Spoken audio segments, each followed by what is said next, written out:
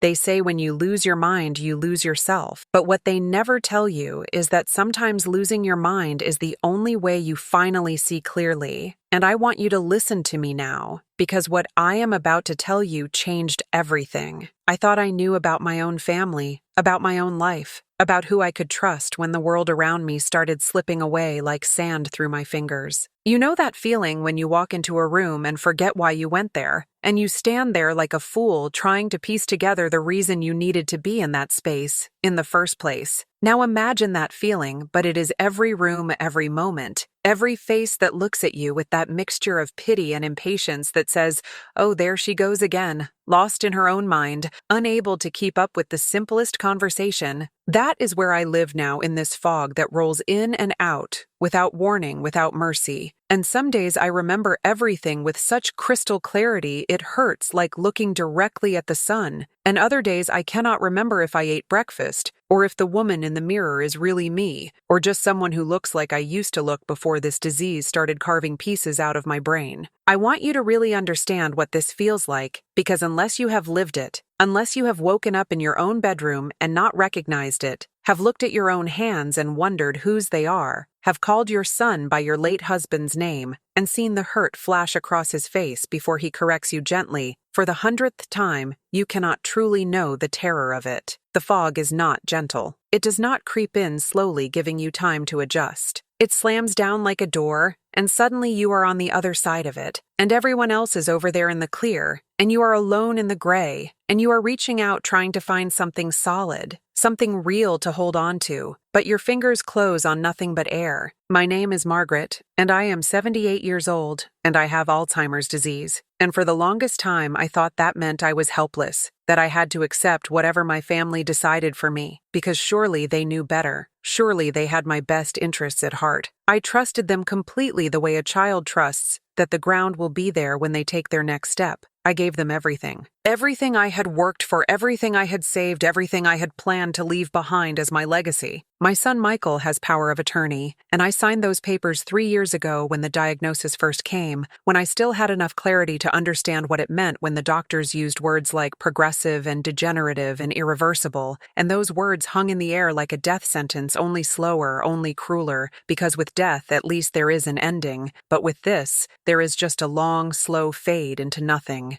I remember sitting in that sterile office with the fluorescent lights buzzing overhead, making everything look washed out and unreal, and Michael was beside me and he held my hand, and his hand was warm and solid, and he said, "Mom, I will take care of everything you do, not have to worry about anything anymore. I will handle it all," and I believed him because he is my son, because I raised him from a baby, because I nursed him when he was sick and taught him to tie his shoes and helped him with his homework and drove him to baseball practice and sat in the audience at his college graduation, bursting with pride, because a mother's love does not fade even when memories do, even when everything else is stripped away. That love remains like bedrock. But here is what I have learned in these years of living in the fog of navigating this world where I cannot trust my own mind. Sometimes the people who say they love you the most are the ones who hurt you the deepest. Sometimes the person holding your hand is the same person going through your purse when you are not looking, counting how much cash you have left, calculating how much they can take before you notice. And sometimes you have to lose your mind to find your strength to discover that beneath all the confusion and forgetfulness, there is still a core of you that knows right from wrong, that feels when something is off, even if you cannot articulate exactly what it is. It started small, the way these things always do, because if they started big, if they were obvious, you would run, you would fight. But when they start small, you doubt yourself, you think, maybe I am imagining it. Maybe I am being paranoid. Maybe the disease is making me see patterns that are not really there. Things I barely noticed at first. Or maybe I noticed, but I pushed it down, convinced myself it was nothing. Money missing from my wallet. $20 here, $50 there. I would count my cash in the morning. I had this habit from years of budgeting carefully, and by evening there would be less. And I would think, did I spend that? Did I buy something and forget? And the not knowing was almost worse than the loss itself. I would mention it carefully, hesitantly, because I did not want to sound like I was accusing anyone, and Michael would look at me with such patient kindness, such gentle condescension, and say, "Mom, you probably spent it and forgot. You know how you are now. Or maybe you miscounted. Do you want me to help you count it?" And I would nod and feel that familiar shame wash over me hot and thick, like I was a child, caught making up stories. Because yes, of course I must have forgotten. I forget everything now. Do I? Not. I forget what day it is. I forget if I took my pills. I forget the names of people I have known for 40 years. So obviously I would forget spending $20. Obviously I am the problem here, not him. Then it was jewelry. My mother's pearl earrings that she gave me on my wedding day that I kept in the dresser drawer wrapped in a soft cloth because they were precious, not because of their monetary value, but because they connected me to her, to my wedding day, to Edward waiting for me at the altar with tears in his eyes. Gone. Just gone one day when I went to look for them. I tore apart that drawer. I was frantic. I was on my hands and knees checking under the dresser thinking maybe they fell. Maybe I dropped them, and I could not find them. And when I asked Michael about them, he looked at me with such patient sadness, such resignation, like this was just another symptom, another thing to manage. And he said, "Mom, we talked about this. Remember, you gave those to Sarah for her birthday." And I wanted to argue. I wanted to scream. No, I would never give away my mother's earrings. Without remembering it, without the memory of handing them over, seeing her face light up, feeling that bittersweet mix of joy and loss. But the fog was so thick that day my thoughts were like trying to grab smoke, and I could not be sure, I could not trust myself. So I stayed quiet and the silence felt like swallowing glass. The bills started piling up on the kitchen counter like silent accusations. Medical bills I did not remember receiving for appointments. I did not remember attending for treatments I could not recall. Credit card statements for purchases I did not make, furniture and electronics, and restaurant charges from places I had never been. The numbers swam before my eyes, hundreds of dollars, thousands of dollars. And when I asked about them, when I gathered the courage to point at the statements and say, "Michael, I do not understand these charges," he would sigh, that long-suffering sigh that made me feel like such a burden, like an imposition in my own home, and he would say, "I am handling it. Mom, do not worry about it. These are all necessary expenses for the house for your care. You just rest, and let me take care of the finances, that is, what you wanted, remember." And I would retreat back into my room, back into the safety of old photographs, where at least the memories were frozen in time, unchanged by this disease that was stealing everything from me piece by piece, like a thief in the night. Only the thief was not just the disease. The thief was someone else entirely, and I was too lost in the fog to see it clearly. There were other signs. If I had been clearer, if I had been sharper, I would have seen them earlier. Michael answering my phone and then telling me it was just a telemarketer when I asked who called, but something in his voice was off, something evasive. Mail that went missing, especially letters from the bank from my investment company. Him explaining that he was simplifying my life, reducing the clutter, helping me focus on what mattered, but what really mattered was that I was losing control, and I did not even realize it was happening. If you are watching this and you know this feeling, if you are the one being told not to worry while everything around you shifts and changes without your consent, if you are the one who sees the impatience in their eyes when you ask the same question twice, then stay with me because you need to hear what happened next. And if you are caring for someone with this disease, truly caring with love, and not just waiting for them to fade away so you can take what is left, then maybe you need to hear this too. Before we go further, I want to ask you to do something for me. Hit that subscribe button right now because this channel is a place where we do not hide from the hard truths. Every video I share here is a story that needs to be told, a voice that deserves to be heard. When you subscribe, you are joining a community of people who understand that having Alzheimer's does not mean you stop being human, does not mean your feelings stop mattering, does not mean you deserve to be dismissed and discarded. Click subscribe and turn on notifications because each story I tell might be the one that helps you see your own situation more clearly, might be the one that gives you the courage to stand up for yourself or for someone you love. Do it now. I will wait. Michael lives in my house now, and it does not feel like my house anymore. It feels like I am a guest in someone else's home, tolerated but not truly welcome. He moved in 2 years ago, saying it was to take care of me, to make sure I was safe, to help me with the things I could no longer do on my own. But I noticed things. I noticed that he drives a new car, now a luxury sedan with leather seats and a sunroof that he parks in my driveway like he owns it, like this is his house. his driveway, his life. I notice his wife Linda wears designer clothes now, things she never would have been able to afford before, expensive handbags and shoes that cost more than I used to spend on groceries for a month.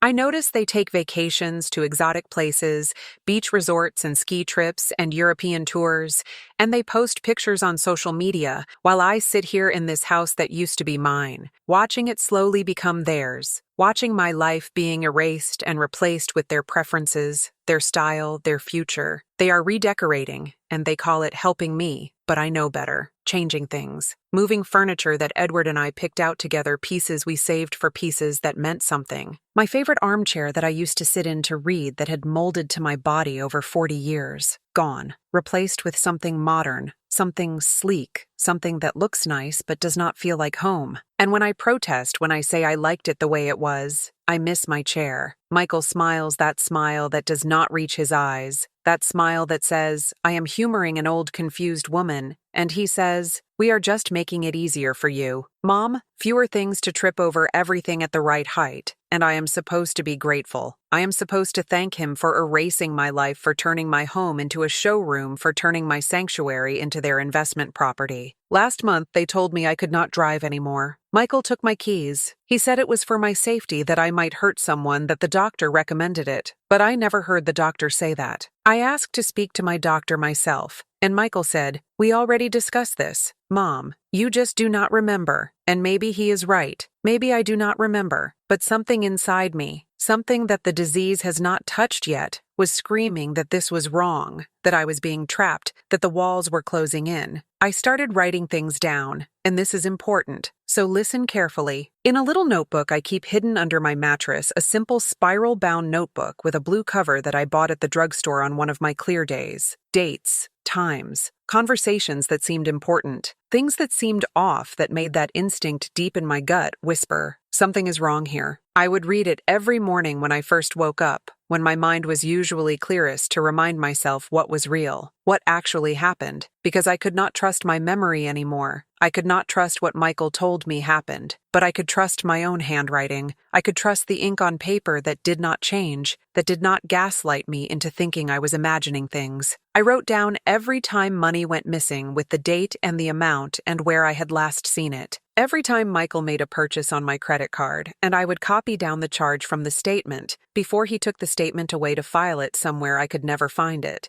Every time he told me I said something I did not remember saying, and I would write, I have no memory of this, but Michael says I agreed to X. And I began to see patterns. I began to see how often I apparently agreed to things during my bad days, how convenient it was that I only gave permission for expensive purchases when I was too foggy to remember doing it. The notebook became my anchor, my proof that I was not crazy, that something was happening to me beyond just the Alzheimer's, that I was being manipulated, being used, being slowly drained of everything I had, while being told it was for my own good. Then came the party, and this is where everything changed, where the careful balance I had been maintaining between doubt and anger finally tipped over into certainty. Oh, the party. My granddaughter Emma is turning 21 years old. 21, which seems impossible because I remember her being born. Remember holding her tiny body against my chest in the hospital. Remember Edward beside me, with tears streaming down his face, saying, "We are grandparents, Margaret. We are grandparents." And now she is an adult. Now she is the same age I was when I met Edward, and time has moved so fast, too fast. Emma, who I used to babysit every weekend when she was little, who learned to bake cookies in my kitchen, standing on a step stool so she could reach the counter, her little hands covered in flour and chocolate chips. Emma, who would sit on my lap and make me read the same bedtime story 5 times in a row. Goodnight Moon, she loved that one, and I never minded reading it again and again because her joy was pure and infectious. Emma, who I have not seen in 6 months because Michael says she is busy with college, says she has exams and papers and a boyfriend and a life. But I think it is because he does not want her to see me. Like this, does not want her to see what I have become, does not want her to witness the fog, or ask questions about why Grandma seems so different, or notice the changes in the house, or wonder where all of Grandma's money is going. The party was going to be at a fancy restaurant, one of those places with white tablecloths and wine lists and prices that make you wince. Michael mentioned it in passing one Tuesday morning while he was going through my mail, sitting at the kitchen table sorting envelopes into piles, keeping some, throwing others away without asking me if I wanted to see them, and he said almost casually, like it was not important, "Emma's party is next Saturday at the riverside. We are all going," and I felt such joy, such pure happiness burst inside my chest like fireworks, because finally I would see her. Finally, I could hug her, tell her I love her, tell her how proud I am, even if I could not remember what year she was born, or what she is studying, or if she still has that boyfriend Michael mentioned. I started planning what I would wear, and it felt good to have something to look forward to, something to mark on the calendar that was not a doctor's appointment or a pill reminder. I have a blue dress, sapphire blue, that Emma always said made my eyes look bright, made me look like a queen, she would say when she was little. "Grandma, you look like a queen." And I would laugh and twirl for her, and she would clap her hands with delight. I found it in the back of my closet, still in the dry cleaning bag from the last time I wore it, which was maybe Edward's funeral or maybe before that. I cannot remember, but it was there preserved waiting, and I laid it out on my bed, like I was a young woman getting ready for a date, like I had somewhere important to be, somewhere I mattered. I felt alive for the first time in months.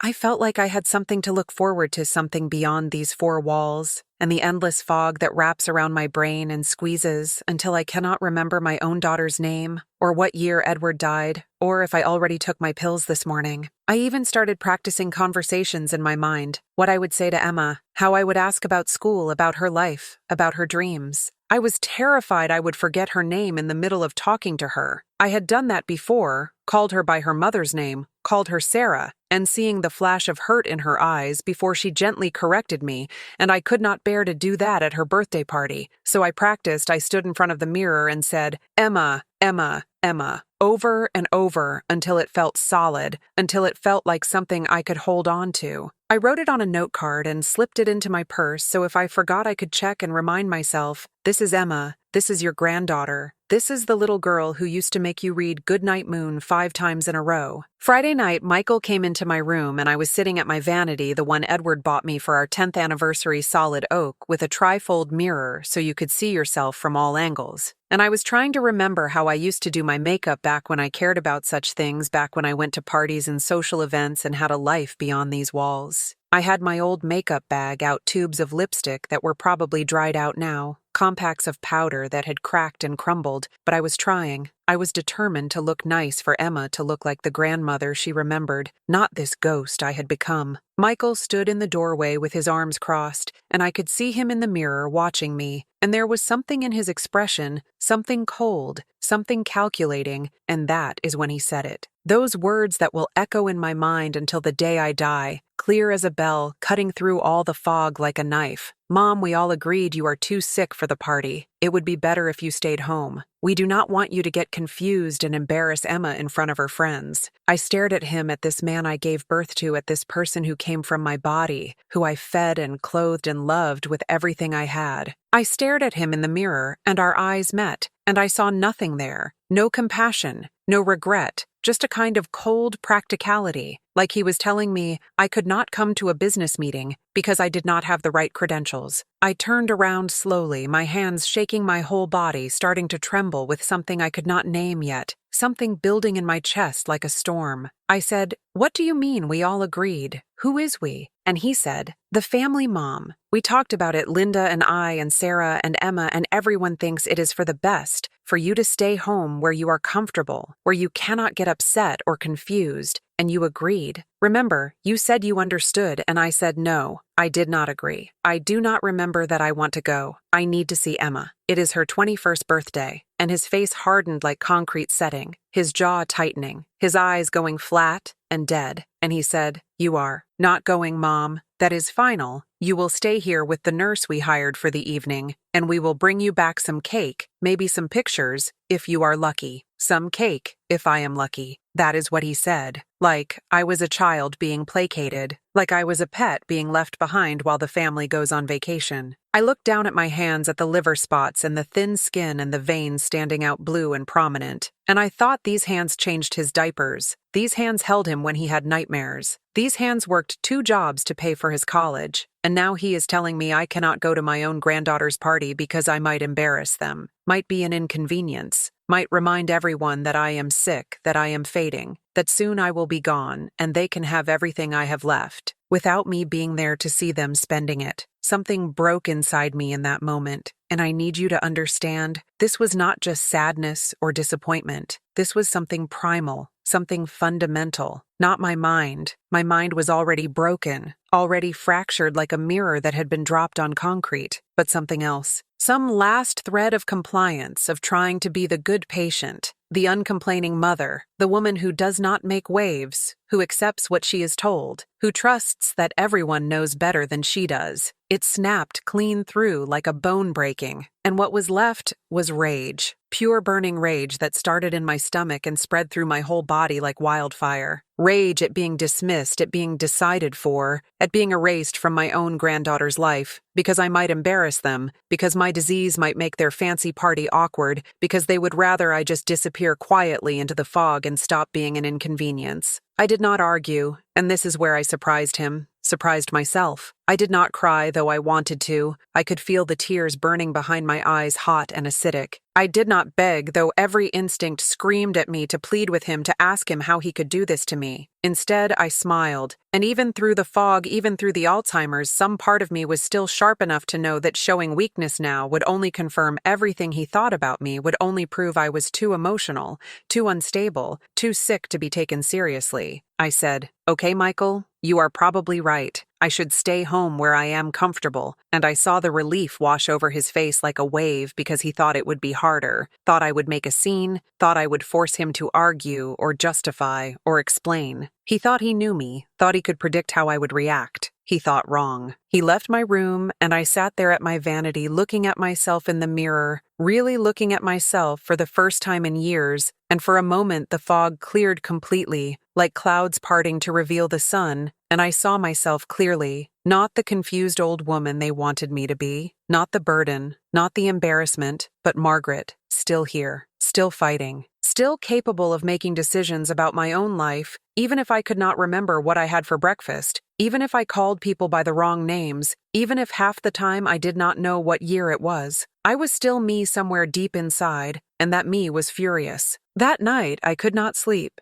And I do not mean the normal kind of cannot sleep where you toss and turn and eventually drift off. I mean, I lay there wide awake, staring at the ceiling, watching shadows move across the plaster, listening to the house settle around me, and my mind was racing clearer than it had been in months, like the anger had burned away the fog, at least temporarily. I was thinking about everything Michael had taken from me, and I was making a list in my head, checking off each thing like inventory. My independence taken when he convinced me to stop driving, when he started making all my appointments without asking me when he decided what I could and could not do. My dignity taken every time he spoke to me like I was a child, every time he rolled his eyes when I asked a question I had already asked, every time he made decisions for me without even pretending to consult me. My money, and this was the big one. This was what kept circling back in my thoughts like water circling a drain, taken slowly piece by piece, purchase by purchase, charge by charge, until I did not even know how much was left, how much he had already spent, how deep the theft went. My freedom taken when he moved into my house, when he took my keys, when he started screening my phone calls and my visitors, when he isolated me from everyone who might have questioned what was happening. And now Emma. He was taking Emma from me too, keeping her away like I was something shameful, something to be hidden, something that might contaminate her perfect 21st birthday party with the reality of aging and disease and decline. And I thought about that power of attorney I signed 3 years ago in that sterile office with the buzzing fluorescent lights, about how Michael had access to everything now, my bank accounts, checking and savings, and the money market account Edward set up before he died. My credit cards, all 3 of them, with Michael listed as an authorized user, which at the time seemed sensible, seemed smart, because what if something happened? What if I got confused and could not manage them myself well? Now something had happened. I had gotten confused, but not in the way I thought, not in the way that meant I needed help, but in the way that meant I had trusted the wrong person. My investments, the stocks and bonds that Edward and I had built up over 40 years of careful saving, of going without luxuries so we could put money away, so we could retire comfortably, so we could leave something for our children. Everything my late husband Edward and I had worked for our entire lives was now accessible to Michael, and he had been accessing it liberally, accessing it without asking, without documenting, without any oversight. Because who was going to question him? Who was going to challenge the devoted son taking care of his sick mother? I got up at 3 a.m, and the house was so quiet I could hear my own heartbeat pounding in my ears, could hear the blood rushing through my veins, could hear every creak of the floorboards as I walked down the hallway. The house was quiet in that deep way that only happens in the dead of night, when even the street noise has died down, when everyone is asleep, and you are the only one awake in the whole world, or at least it feels that way. Michael and Linda were asleep in what used to be the guest room, the room that had the pretty wallpaper with roses that I picked out myself, that Edward hung one weekend back when we first bought this house. But that wallpaper is gone now, replaced with something modern and neutral and expensive, and the room is now their master suite, complete with the king-sized bed they bought using my credit card, complete with the new dresser and the flat-screen television, and all the trappings of a life they were building on the foundation of my money, my house. My slow descent into confusion. I went to my desk, the roll-top desk that Edward bought me for our 20th anniversary solid cherry wood, with little compartments and drawers and secret hiding spots, and I keep my important papers there in a locked drawer, and I still remember the combination, even though I cannot remember what I ate yesterday, even though I cannot remember if I showered this morning. I remember this because I wrote it in my notebook, the one Michael does not know about, the one I check every morning, and the combination is my wedding date, 06/14/1967, which is also something I will never forget, even when I forget everything else. Even when I do not know my own name, I will remember marrying Edward. I will remember that date burned into my brain like a brand. I found the credit card statements tucked in a manila folder labeled household expenses, which was almost funny in a sick way, because household expenses did not usually include $3,000 charges at jewelry stores, or $2,000 charges at high-end furniture boutiques, or $1,000 bar tabs at restaurants I had never heard of. The balances made me sick, physically nauseous, like I might throw up right there all over my beautiful cherry wood desk. $70,000. $70,000 across 3 cards. I had to read the numbers twice 3 times because surely I was misreading. Surely the Alzheimer's was making me see things that were not there. But no, it was in black and white, in neat rows of charges, date, merchant amount, and when I added it up in my head, which took a while because numbers are harder for me now, but I managed when I finally got the total, it was $70,000, and my hands were shaking so hard, the papers were rattling like leaves in the wind. Now here is where I need to pause and talk to you directly, because I know some of you are watching this and you are seeing yourself in my story. Maybe you are the one with the disease watching your family take over your life, piece by piece. Maybe you are the daughter or son watching your siblings drain your parent dry while you are powerless to stop it. Maybe you are the grandchild who has not been allowed to visit because they say grandma is too sick, but really they do not want you to see the truth. I want you to know you are not alone. I want you to know that even in the fog, even when everyone tells you you are wrong, you can trust that feeling in your gut that something is not right. And I need you to do something for me right now. I need you to comment below with these exact words: I see you, Margaret. Just that. I see you, Margaret. Because when you write those words, you are not just talking to me. You are talking to every person who has been made to feel invisible. You are creating a community of people who refuse to let their loved ones be erased. You are saying that you will pay attention, that you will ask questions, that you will not let this happen to your family. Write it now. I see you, Margaret. Let that be your promise that you will not look away from the hard truths. Let it be your solidarity with everyone who has ever felt dismissed because of their age or their illness. Write it and know that you are helping someone else who needs to hear that they are seen, that they matter, that their voice still counts. Go ahead. I will wait. I see you, Margaret. Write it down there. Where was I? Yes. 3 a.m. The credit card statements. My hands shaking. I knew what I had to do, but I was terrified, absolutely terrified, because what if I was wrong? What if I was reading this all wrong? What if the Alzheimer's was making me paranoid, was making me see patterns that were not really there, was turning me into one of those crazy old ladies who accuses everyone of stealing, who trusts no one, who ends up alone and friendless, because she drove everyone away with her suspicions? What if Michael really was just trying to help? and I was about to ruin everything, was about to destroy my relationship with my only son over a misunderstanding over my disease, making me confused and angry and irrational. But then I looked at those numbers again. $70,000. I looked at the specific charges. Tiffany and Company, $3,200. Louis Vuitton,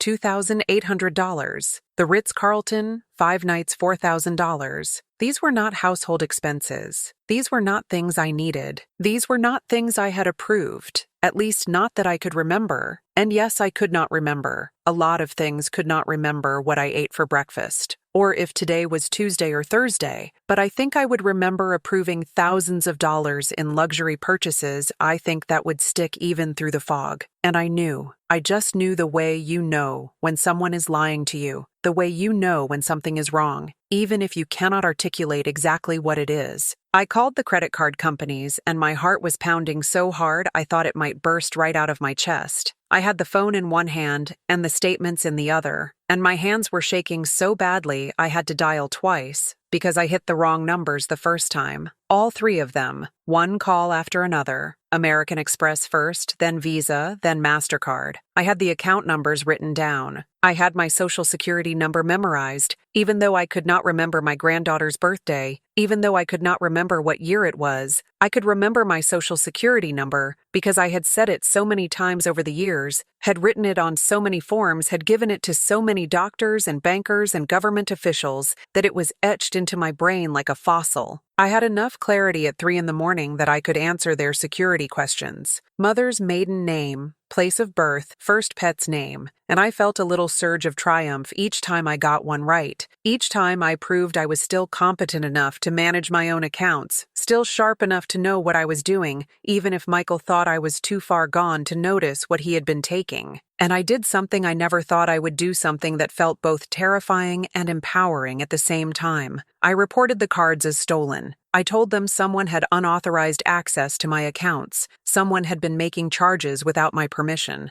And I wanted all authorized users removed immediately, every single one. And the cards canceled, shut down, terminated, effective, immediately. No more charges, no more access, no more draining me dry while telling me it was for my own good. The representatives were kind, and this surprised me. I expected them to question me, expected them to ask if I was sure, if I knew what I was doing, if maybe I was confused, because that is what Michael always implied, that I was confused, that I could not be trusted to make decisions. But these representatives, they did not question me. They did not ask if I had Alzheimer's, or if maybe I was just confused. They simply did what I asked. Because legally, the cards were mine. The accounts were mine. I was the primary card holder, and I had every right to close them, to remove authorized users, to shut down access, even if that authorized user was my own son, even if he claimed he had permission that I could not remember giving. It took an hour, 3 phone calls, and when I was done, I sat there in the darkness feeling a sense of power I had not felt in years. I had taken something back, not just the credit cards, but my agency, my right to make decisions about my own life. I went back to bed and I slept better than I had in months. Michael found out the next morning, Saturday, the day of Emma's party. I heard him on the phone in the kitchen, his voice getting louder and louder, and then he stormed into my room without knocking, and he was holding his phone and his face was red, and he said, "What did you do?" And I said, "I canceled the credit cards." And he said, "You what, Mom? Why would you do that? Those are for emergencies." And I looked at him and I said, $70,000, Michael. That is what you have charged on my cards. And none of it was emergencies. It was your life, your furniture, your vacations, your designer handbags for Linda. And he stepped back like I had slapped him. He tried a different approach. His voice got soft, manipulative. "Mom, you are confused." He said, "We talked about this. Those purchases were all approved. You told me I could use the cards for household expenses." And I said, "Show me where I approved $70,000. Show me the conversation." And he could not, because it never happened. He just assumed I would never notice. Assumed I was too far gone to check. Assumed my Alzheimer's made me an easy target. Then he got angry, really angry. "You have no right." He said, "Those cards are for both of us. You gave me power of attorney?" And I said, "Power of attorney means you make decisions when I cannot. But I can, Michael. I can still think. I can still see what you are doing, and you are stealing from me." He denied it, of course. Said I was being paranoid. Said the disease was making me cruel and ungrateful. said he had sacrificed everything to take care of me, and this was how I repaid him. But I did not back down. For the first time in 3 years, I did not back down.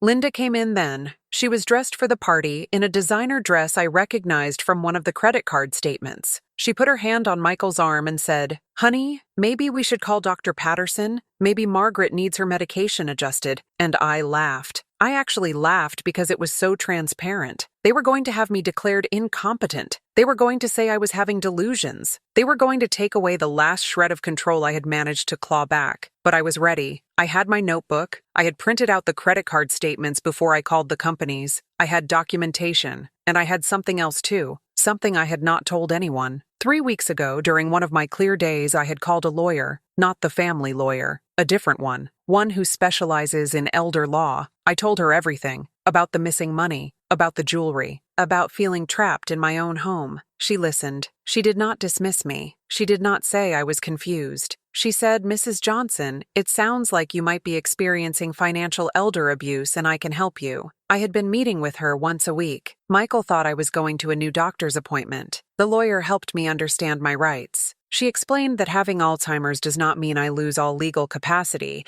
that I can still make decisions that matter, that I can still protect myself. She helped me file a report with Adult Protective Services. She helped me start the process of revoking Michael's power of attorney, and she told me to document everything, which is why I had that notebook, why I had the statements, why I was ready when Michael tried to gaslight me into thinking I was crazy. I told him all of this that Saturday morning. I told him I knew what he had been doing. I told him I had a lawyer. I told him that Adult Protective Services would be investigating, and I told him he had 1 week to move out of my house. The look on his face, shock, anger, fear, but mostly disbelief. He could not believe that his sick mother, the one with Alzheimer's, the one who could not remember what she ate for breakfast, had outsmarted him. They left for the party without me, and of course they did. I expected nothing less at this point. Of course they did. And I sat in my house that now felt like mine again, maybe for the first time in 2 years. Sat in the living room that still had some of the furniture. I recognized some of the pieces that held memories, and I did something I had not done in years. Something I had been too afraid to do, because Michael monitored my phone, because he screened my calls, because he had convinced me that reaching out to people would only confuse them, would only make me look pathetic, would only remind everyone how sick I was. I called Emma directly. Her number was in my phone right there in my contacts, and Michael had not thought to delete it, probably assumed I would not remember how to use the phone, probably assumed I was too far gone to figure out how to make a call. She answered on the 3rd ring, and when I heard her voice saying, "Grandma, is that you? Grandma, I have not heard from you in so long. Are you okay?" I started crying. Not quiet tears, not dignified tears, but big ugly sobs that came from somewhere deep in my chest, somewhere I had been holding all this pain and fear and loneliness for months, maybe years. I told her everything, and once I started talking, I could not stop. The words just poured out of me like water from a broken dam. About being excluded from her party, about being told I was too sick, about Michael saying we all agreed,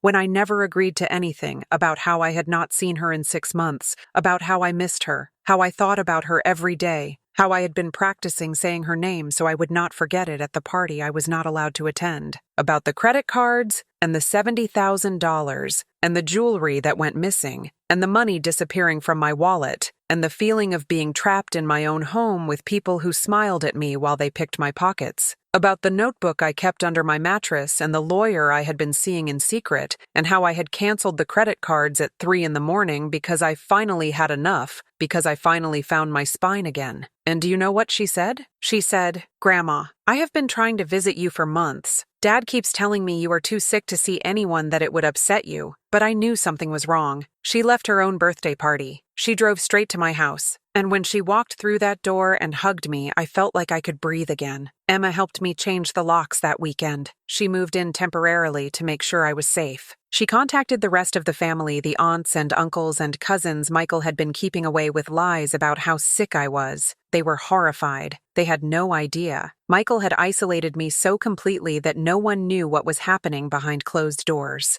Emma helped me find a new care management company, people who could help me with the things I genuinely could not do anymore, but who treated me with dignity, who asked my opinion, who saw me as a person, not just a disease. The investigation confirmed what I already knew, but seeing it in black and white in an official report made it real in a way it had not been before. Michael had been systematically stealing from me for years, not months, years, and the scope of it was breathtaking in its audacity. The $70,000 on the credit cards was just the beginning, just the tip of the iceberg, just what I had been able to see in those statements I found that night. He had been transferring money from my savings account to his in amounts just small enough that I might not notice $2,000 here, $3,000 there, over and over again, until he had drained nearly $80,000. He had sold my stocks without authorization, stocks that Edward and I had bought in the 1980s that had split and grown and were worth far more than what we paid for them, and he sold them at a gain, and the profit went straight into his account, not mine. He had even taken out a home equity line of credit on my house that Edward and I bought 50 years ago, that we paid off mortgage burning party in 1995, where we invited all our friends, and we burned the mortgage papers in the fireplace, and we danced and laughed because we were finally free, finally owned our home outright, and Michael had put a lien on it, had borrowed against it, had used my house as collateral for his debts, without asking me, without telling me, and I only found out when. The investigator showed me the paperwork. In total, he had stolen over $300,000. $300,000. I had to sit down when I heard that number, had to actually sit down because my legs would not hold me up anymore. My lawyer says we will get some of it back through restitution, through the criminal process, through civil suits, though she uses words like might and possibly, and we will try, which are not the same as, yes, you will definitely get your money back. Maybe not all, but some. But honestly, the money is not even the point anymore, is not what keeps me up at night, is not what makes me cry when I am alone in my room. The point is that I trusted him,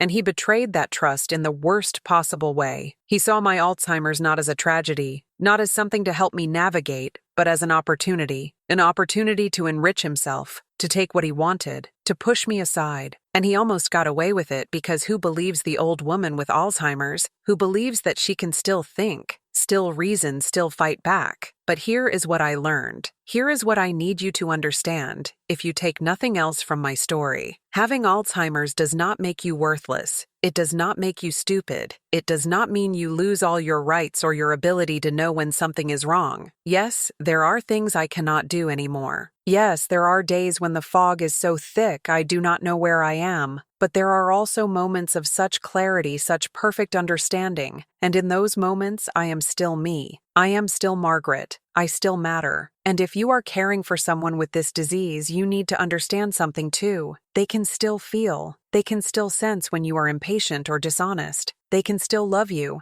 and they can still be hurt by you. Just because they might not remember the specifics does not mean the emotions do not stick. Just because they ask the same question 10 times does not mean they deserve to be dismissed. They are still human beings. They still deserve dignity and respect and honesty. Michael tried to visit last week. Emma told him I did not want to see him. He sent me a letter. An actual letter like we are in some Victorian novel. In it, he apologized. He said he never meant to hurt me, that he got in over his head financially, that he made mistakes, but he loves me, and he hopes someday I can forgive him. I read that letter 3 times, and then I tore it up. Because love does not steal. Love does not isolate. Love does not exclude you from your own granddaughter's birthday party because you might be an embarrassment. That was not love. That was convenience. That was greed. That was a man who saw his sick mother as a resource to be mined until there was nothing left. Do I miss him? Sometimes. I miss the son I thought I had, the one who held my hand in the doctor's office and promised to take care of me. But that son might have never existed. Maybe I just wanted him to be that person so badly that I invented him in my mind. Maybe the real Michael was always the one who could look at his mother's confusion and see dollar signs. I do not know. The Alzheimer's makes it hard to trust my memories of who he was before, but I know who he is now, and that is enough. Emma is still here. She transferred to a college closer to home so she can help me. I told her she does not have to do that, but she says she wants to. She says I did so much for her when she was growing up, that this is her way of paying it back. We have good days and bad days. Some mornings I wake up and I do not recognize her, and I get scared, and she is patient with me. She shows me pictures. She tells me stories. She waits for the fog to clear. Other mornings I am sharp as a tack, and we have coffee together and talk about her classes and her boyfriend, and we laugh about things, and in those moments, I forget I am sick at all. I still have my notebook. I write in it every day. Sometimes it is just simple things like Emma made pancakes or we watched Jeopardy! Other times it is more important, like when I have moments of clarity and I want to remember what I understood. The notebook is my thread connecting the good days to the bad days, reminding me that even when I cannot remember, I am still living, I am still here, I still have a story. People ask me if I regret how I handled things with Michael, if maybe I was too harsh, if maybe I should have given him another chance. And my answer is always the same.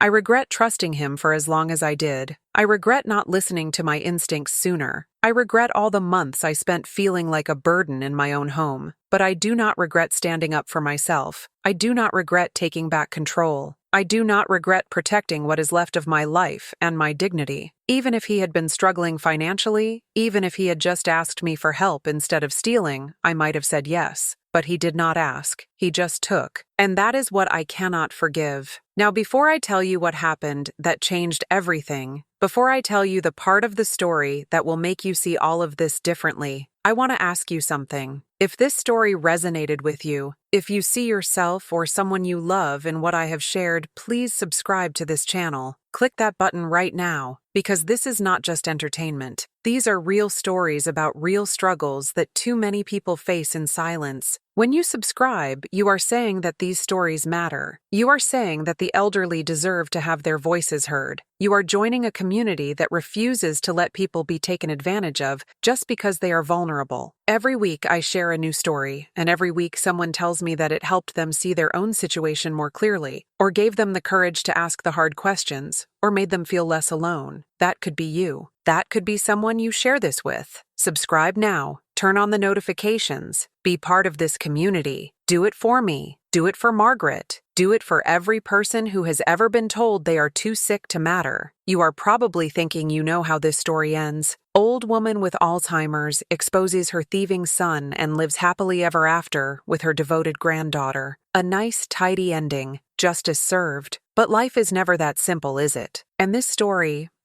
has a twist that I have been carrying with me that I need to tell you, because it changes everything. A month after Michael moved out, after the locks were changed, after the investigation started, I was going through some boxes in the attic. Emma was helping me. We were looking for old photo albums because I wanted to show her pictures from when she was a baby. And we found a box I did not remember. Inside were letters, dozens of them. Letters from Michael from over the years. Letters he had written but never sent. And I started reading them. The first one was dated 5 years ago before my diagnosis. Dad died 2 years ago, it said, and I do not know how to do this alone, Mom. The medical bills from his cancer treatment wiped out our savings. Linda lost her job. We are drowning, and I do not want to burden you with this because you are grieving too, but I do not know what to do. I stared at that letter. I had no memory of Michael struggling financially 5 years ago. No memory of him needing help. There were more letters. One from 4 years ago. I had to declare bankruptcy, Mom. I lost the house. We are living in an apartment, and I am so ashamed I cannot even tell you. One from 3 years ago, right around when I was diagnosed. I know you are sick now and I should be taking care of you, but I can barely take care of myself, and I feel like such a failure. Letter after letter documenting a financial collapse I knew nothing about because he never told me, because he was too proud or too ashamed. And then there was a letter from 2 years ago. I moved into your house, Mom, and I told you it was to take care of you. And that is partly true, but mostly I had nowhere else to go. We were about to be evicted. I know I should have asked permission, but you were having a bad day, and I just moved our stuff in and you did not even notice.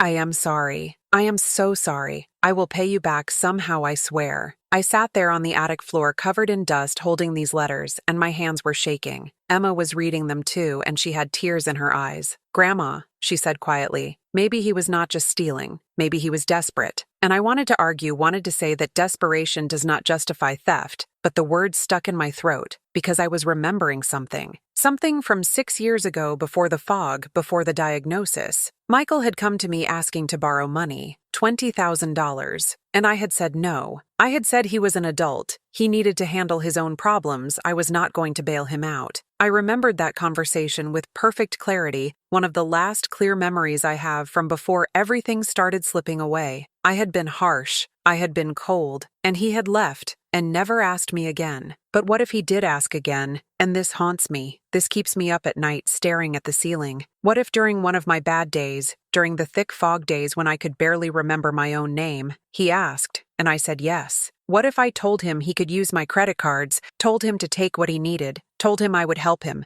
because that is what mothers do. They help their children, even when those children are grown, even when it costs them everything, and then I forgot. What if every time he spent money, every purchase, every charge, every withdrawal, he thought he had my permission because I had given it to him when I was lucid, when I was having a good day, when I understood what he was asking and agreed to help? What if this whole time I have been calling him a thief when really he was just a desperate son, trying to survive, trying to keep his family afloat, trying to avoid homelessness and bankruptcy, who had his mother's blessing that she could not remember giving, that she had erased from her own mind as thoroughly as if it never happened? I will never know the truth, and this is the cruelest part of Alzheimer's, crueler even than the fog, crueler than forgetting my granddaughter's name, crueler than not recognizing my own face in the mirror. That is the cruelest part. I cannot trust my memories, cannot rely on them, cannot use them as evidence or proof or validation.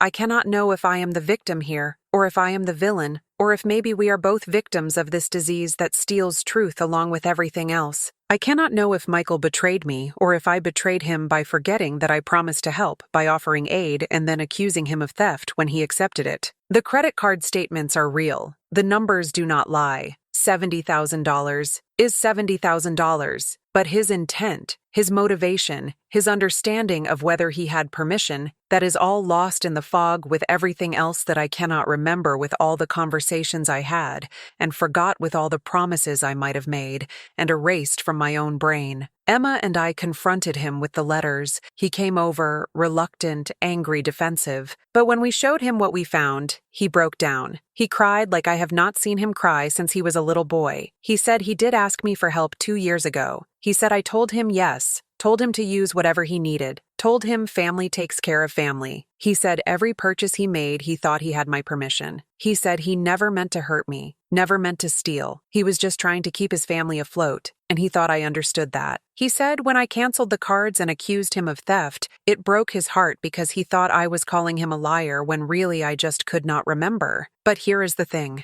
I still do not remember. I have no memory of telling him yes, no memory of giving permission, and Michael has no proof that the conversation happened because why would he? It was just his sick mother telling him it was okay to use her credit cards. Of course he did not record it or get it in writing. So we are at an impasse. 2 different versions of reality, and no way to know which one is true. The lawyer says it does not matter legally. The cards were in my name. I had the right to cancel them, even if I did give permission once I had the right to revoke it. But morally it matters so much. If I did tell him yes, then I am the one who betrayed him. I am the one who made a promise and forgot it and then punished him for believing me. I am the one who caused all of this pain. We are trying to rebuild now. Michael paid back what he could. Not all of it. He does not have all of it, but he is making payments. He got a better job. Linda is working again. They have their own place. We have family dinners once a week, and sometimes they are awkward and painful, and sometimes they are almost normal. Emma acts as a buffer. She makes us talk to each other. She does not let us retreat into silence. I do not know if I will ever fully trust Michael again. I do not know if he will ever fully forgive me. We are both casualties of this disease in different ways. It stole my memories, and in stealing my memories, it stole his credibility, stole his proof, stole the foundation of our relationship. We are trying to build something new on top of the ruins. Some days it feels possible. Other days it feels like we are just pretending. And that is the twist. That is the thing that changes everything. This is not a story about an evil son stealing from his helpless mother. It is not a story about a brave woman standing up to her abuser. It is a story about how Alzheimer's destroys not just the person who has it, but everyone around them. It is a story about how the fog does not just hide memories, it hides truth itself. It is a story about how sometimes there are no villains, just people trying to survive a terrible situation and failing in different different ways. I still do not know what really happened. I never will. That is what I live with now. That uncertainty, that doubt. Was I protecting myself, or was I punishing my son for a promise I could not remember making? The answer is lost somewhere in my broken brain, and I will go to my grave not knowing. What I do know is this. If you are caring for someone with Alzheimer's, document everything. Get everything in writing, not because you do not trust them, but because they cannot trust themselves. Protect them and protect yourself. Have the hard conversations while they are still lucid. Make plans. Set boundaries. Do not assume they will remember. Do not assume you will remember what they said. This disease makes liars out of everyone, not because we mean to lie, but because we cannot hold on to the truth. And if you have Alzheimer's, or if you love someone who does know that the story is never simple, know that the person you think is hurting you might be hurting too. Know that your anger might be righteous, or it might be misplaced, and you might never know which. All you can do is move forward with as much grace as you can manage. Forgive when you can, protect yourself when you must, and write everything down, because the notebook does not lie even when your memory does. I look at Michael now across the dinner table and I see my son. I also see a stranger, someone whose life I do not fully know, whose struggles I forgot, whose truth I cannot verify.